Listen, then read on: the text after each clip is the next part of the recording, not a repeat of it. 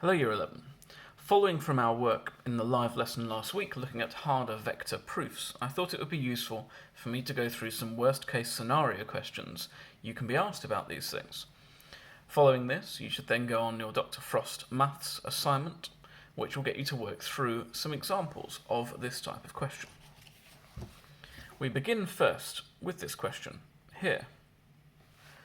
OA is equal to A and OB is equal to B. They've labelled those on the diagram, which is helpful.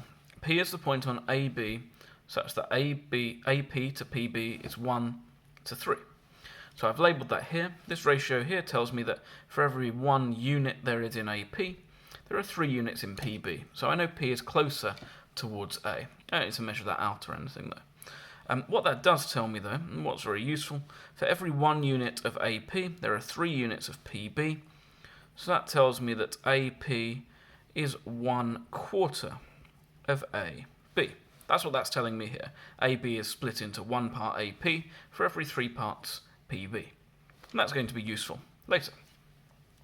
And I'm told that OP is equal to K times 3A plus B, and asked to find the value of K.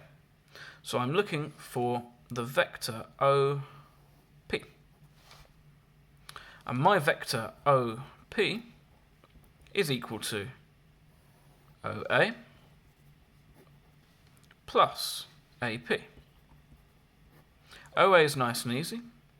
The size of OA is the magnitude of vector A, and it's moving in the same direction. So that's just A. And AP, we said, is 1/4 AB. So we just need to work out AB. Well, AB, we start at A and we go to B. We're going down AO and along OB. So AB is equal to minus A, because I'm going down AO, I'm going in the opposite direction, so minus A. Remember, my vector is something like go along 3 and up 2. So if I'm going in the opposite direction, I'm going to the left by 3 and down by 2, so negative values. And then OB is plus B. And so, simplifying, I have A subtract 1/4 A, 3/4 A, plus 1/4 B. Now look at my question. It wants me to take out a factor such that the coefficient of A inside my brackets is 3. So I take out a factor of 1/4 to get 3A plus B. I check against what I'm trying to show, 3A plus B. Good, so therefore K must be equal to 1/4. So the principle here is the same as the principle I'm going to apply for everything, really. I look at the information I'm given, I add it to my diagram, and I add some useful parts of my vector calculation before I even look at what I'm trying to prove. We'll see that become more important in our second question here. ABCDEF is a regular hexagon with centre O. OA is A and OB is B. M is the midpoint of BC. That's useful because that means I know that, for example, BM is going to be half BC. X is the point on AB extended such that AB to BX is 3 to 2. Now that looks complex, but if we think about that, X is a point on AB extended. That just means if AB keeps going, eventually I'm going to get to a point here, which we call X, such that AB to BX is 3 to 2. So I know that for every 2 units I'm moving in AB, every 3 units I'm moving in AB, I'm moving 2 in BX. Now that's very useful. That tells me then that BX must be equal to 2/3 of AB, because every time I move 3 in AB, I move 2 in BX. And that's useful because I can work out AB pretty simply. I have 2/3, and then AB, moving from A to B, I'm going down AO, so that's negative A, and then up OB, so plus B. So I have negative 2/3 A plus 2/3 B. Now I've done all of that without reading the question, because it seems to me if they're giving me all of this information, it's going to be useful at some point. So I've done that. That helps me break this down in my head. I need to prove that E, M, and X are on the same straight line. So E, M, and X, I need to show that they're on the straight line. Now, there are several ways to do this, but the way I would always think about doing this is you're trying to show that two of those lines, so let's say EX and MX, are both multiples, scalar multiples of the same vectors. And we'll see how that works in a second. So I need to be able to calculate both EX, and also I want to be able to calculate MX. Now I could do this also with EM and EX, for example, and some other combinations as well, but this is the approach that I'm going to take. There's no massive reason for it, except I feel like EX could be relatively easy to calculate. I've already got BX that I've worked out, and EM looks okay as well. It's following established vectors that I know. So EX first. To get to EX, I want to go from E to B, and then B to X. E to B plus BX. Now, E to B is this line here. And because my hexagon is a regular hexagon, I know that this length and direction will be the same as this length and direction. In other words, the vector EO is also going to be B, or the vector EB in total is going to be 2B. BX, I just calculated up here. BX is negative 2/3 A plus 2/3 B. So I look to simplify. I'm always going to stick my A's out the front, just because it's much easier for me to see things if I'm consistent, and I'll go in alphabetical order. So I have negative 2/3 A, and then I've got 2B plus 2/3, so I've got 8/3 B. And I'm going to take out a factor of negative 2/3 there. So I have negative 2/3 multiplying by A, and then I have minus 4B. And I can just check that that's correct. Negative 2/3 times 4 is negative 8. Times negative 4, is positive 8/3, which is what I want. Now, the reason I've taken out that factor is we're going to have to show that both EX and MX are some multiple of this set of vectors, A subtract 4B. And it's much easier for me to see something when my coefficient of A is 1. So I'm always going to force that to be true. We could do the same for MX. To get from MX, I need to go MB plus BX. MB plus BX. And I note here that M was the midpoint of BC. So, once again, because I've got a regular hexagon, OA is A, and so equally CB will be A. This vector will be the same. This vector will be vector A in this direction. So MB will be 1/2 A. And BX we've already found. It's negative 2/3 A plus 2/3 B. Again, I look to simplify. I'm going to stick these in alphabetical order. So I have 1/2 subtract 2/3. I can write those over a common denominator. 3/6 subtract 4/6, negative 1/3 A plus 2/3 B. And so once again, I'm going to take out my factor. Negative 1/6 A, I apologise, plus 2/3 B. I'm going to take out my factor of negative 1/6, because I want the coefficient of A to just be 1. And then 2/3, well, if I divide 2/3 by 1/6, by negative 1/6, I get negative 4B. I can check that very easily just by multiplying these two together. So I get a minus times a minus is a positive value. I get 4/6 or 2/3 plus 2/3, which is what I had before. This is important because EX and MX have both been shown here to be multiples of the same vector. EX and MX are multiples of A subtract 4B. In other words, they're moving in exactly the same direction. And so because they also share a common point in X, they are therefore on a straight line. Now that's about as complex as these can get. We'll look at a couple of other examples that do slightly different things. But the principle here is the same. When I'm given my information, I try to work some things out. I was given the ratio of AB to BX, so before anything I worked out BX. And then I just know I need to prove any two vector lines are in the same direction. They're multiples of the same set of vectors. And so I pick two of them. Now, incidentally, when I practiced this question before doing the video, I used a different set of lines.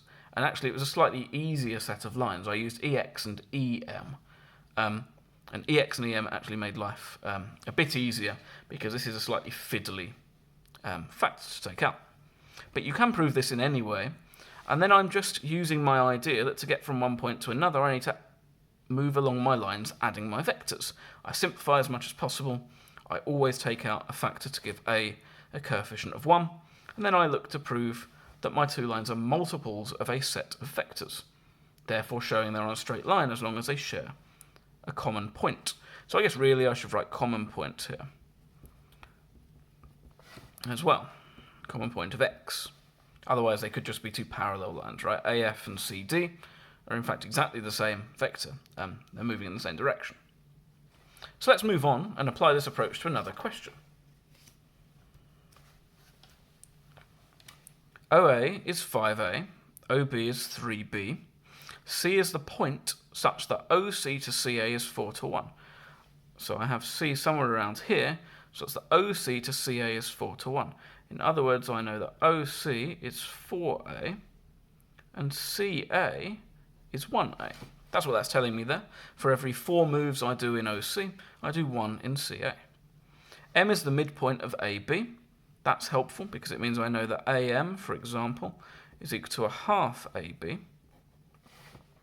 And then D is the point such that OB to OD is 3 to 4. So every time I move 3 in OB, I'm going to move 4 in OD. So OB is 3B. That means that BD is going to be 1B, such that OD is 4 times B. So I move 3B to get to OB, or 4B to get from O to D. So once again, I've added lots of information here before even reading what I need to do, just because it helps me to label up this diagram and understand what I'm being told. Show that C, M, and D are on the same straight line. So it's C, M, and D. And I'm going to do a very similar thing here as well. I'm going to show that two parts of that line are both moving in the same direction. And I'm going to look at CD, and I'm also going to look at CM as well. But once again, I could choose any two. So let's look at CD first. To get from C to D, I need to go along CA, down AB, and along BD. And because I've done some groundwork before, that's pretty straightforward for me. CA is just vector A. AB, I need to work out in and of itself. AB, I'm going down AO, so that's minus 5A, and then along OB, so plus 3B. Negative 5A plus 3B. And then BD is equal to B. And I look to simplify. A subtract 5A is negative 4A, then plus 4B. Once again, I take out my factor to give A a coefficient of 1. So I just have A subtract B. That's my vector. So what I'm going to look for CM is to have some factor out the front and then A subtract B again. Let's see if that happens. CM is CA plus AM. Now CA we've already found is A. AM we said was half of AB. So 1/2, and AB we already worked out is negative 5A plus 3B. So I have A subtract 5 over 2A, so negative 3 over 2A. And then I have plus 3 over 2B. That's looking good. Take out my factor of negative 3 over 2. I have A subtract B. We can check that by multiplying out. Negative 3 over 2A plus 3 over 2B. And so I have shown that CD and CM are multiples of A subtract B. and they have a common point C, just like before. Therefore, they lie on the same straight line.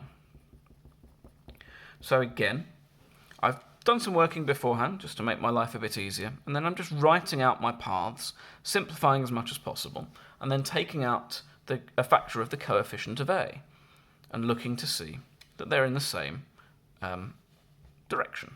And then as long as they share a point C in this case, they must lie on the same straight line.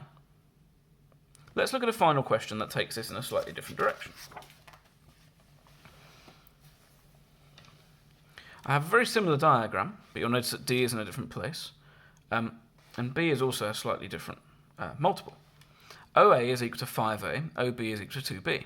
C is the point on OA such that OC to OA is 4 to 1. That's the same as before. Every time I move 4 in OC, I move 1 in CA. So I know that this vector here is A, just like before. D is the point such that AD to DB is 1 to 2. In other words, I know that AD is going to be equal to 1/3 of AB. AD is going to equal 1/3 of AB, because for every 1 I move in AD, I move 2 in DB. So in total, for AB, I'm moving 3 parts, and one of those parts is AD. Equally, therefore, I know that DB is going to equal 2/3 AB. Same argument. In total, I'm moving 3 units, and for every 3 units I move, 2 of those are part of DB. The line OB is extended to point E. Given that C, D, and E are on the same straight line, so we've not done that yet, but given that they're on the same straight line, find BE. Now that's very interesting. It's a very different type of question. But we can make one inference straight away. If we're thinking about BE, the vector from B to E, I don't know the size of that yet. That's sort of the whole question. But I do know that because it's an extension of OB, and OB is defined as 2 times B, it's going to be equal to some constant K multiplied by B. That's what I know from this result. It can't be anything to do with A, because A involves going up as well as to the right, and BE is not going upwards at any point. So I do know it's going to be a multiple of B, and that's important because that will allow me to solve this question. Otherwise it would be a much more complex question, beyond the scope of this course, no doubt. And so I'm going to take the same approach. C, D, and E are all on the same straight line, so I'm going to use the idea that I know that CD and also CE must be multiples of the same set of vectors. And because there's no A in BE, that should work all right for me. So let's see. To get from C to D, I need CA plus AD. CA, we've already established, is vector lowercase a. AD, we have, is 1/3 of AB. 1/3, and AB, just like before, we're going from A to O, so it's negative 5A, and then O to B, so plus 2B. So I have A, subtract 5 over 3A, I have negative 2/3 A plus 2/3 B. Should be underlining these vectors, I apologise. And so once again, I take out my factor, negative 2/3, so I have A subtract B. If I multiply that out, negative 2/3 A plus 2/3 B. And then I'm going to look in a similar way at CE. Now CE is slightly more complex, but it's just CA, which I know, plus AB, which I just calculated, plus BE. So although it looks complex, we've actually worked all of these out. CA is vector A. AB, we just found 1/3 of it, is negative 5A plus 2B. And we've said BE is some multiple K of vector B, because it's not moving upwards at all, and A moves upwards. So I have A subtract 5A is negative 4A. Then I've got 2 plus K times B. And again, I'm going to take out my factor of the coefficient of A, negative 4A, and then this is slightly more complex. It's going to be plus and then negative 2 plus K over 4B. All I'm doing really is dividing 2 plus K by negative 4. If I multiply those together, I'm going to get a negative times a negative gives me a positive. That's what I want. 4 times 1/4 is just 1, and then 2 plus K. So, I have my two vectors, and because they're on a straight line, I know that, just like we had here, I've got A subtract B as my set of vectors. I've got A here. So I know that this value, because I need them both to be multiples of A subtract B, I know that negative 2 plus k over 4 must be equal to negative 1. So that minus 1b and minus 1b are both the same. I multiply by negative 1. I get 2 plus k over 4 is equal to 1. Multiply by 4, 2 plus k is equal to 4. Subtract 2, k is equal to 2. And I can check that that works here. If I sub in k is equal to 2, I have negative 4, that doesn't matter, a plus, and then I've got negative 4 over 4b. A subtract b. A subtract b. They're on the same straight line. So that's worked for me. So I have found then that BE is equal to k times b, which was 2b. Now once again, we've done exactly the same approach we took for all of these. We've used the information we're given to start labelling up our diagram. We've looked for two portions of the line that share a common point, and we've looked to show that they have the same scalar multiple of some arrangement of vectors. And because we're told they're on the same straight line, we use that fact this time to work out k. Again, there are all sorts of other ways to do this. You could just notice here that 2 plus k is going to have to be equal to 4. Because you know that you need a subtract b, you've got negative 4a, so you could just look at that and do it by inspection. But I thought I'd show you a slightly more rigorous, if more complex approach. And really, vectors can't get any more complex than that. It's all about practicing this process, labelling up your diagram, working out what the vectors represent, so splitting CD into CA plus AD, for example, simplifying, simplifying, simplifying, taking out a factor of the coefficient of A, and looking to show that they lie on a straight line. And that's where I'm going to come to a close on this video. I suspect you might need to go back and watch a couple of the questions again before trying the Dr. Frost Maths, and this is the very last thing we will be covering that is new on the course. Good luck!